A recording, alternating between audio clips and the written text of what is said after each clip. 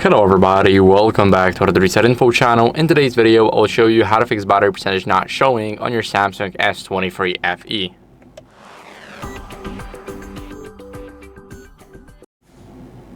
So first, it's not normal that you do not have a battery percentage.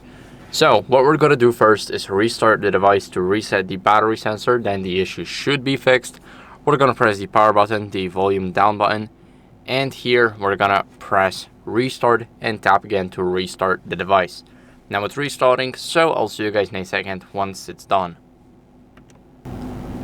Now after the restart, what we're going to do is we're going to go and try and enable the battery percentage in the settings. Let's go here. Now scroll down until you see notifications, and here click status bar.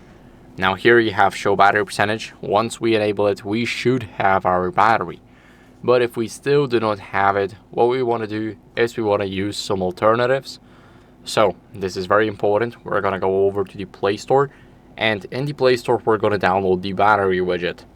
I am using the Battery Widget Reborn, and this is the best battery widget I've seen. So this is made by Thomas Subalik. This is the app.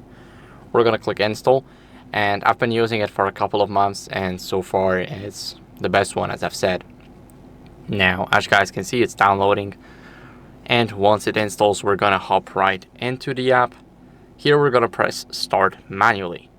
Let's click it again, and now what we're going to do is we're going to hold the screen, go to widgets, and here we're going to select Battery Widget Reborn 2025. Now you can choose two of the widgets. I recommend using the first one. We're going to click add, and here click the check mark. Now we got our percentage right here. As you guys can see, it matches exactly what's in here. And if it still doesn't work, if you do not see your battery percentage here, or it's misleading, then you need to go to the authorized device support and tell them about the issue, because it's probably a not working battery sensor.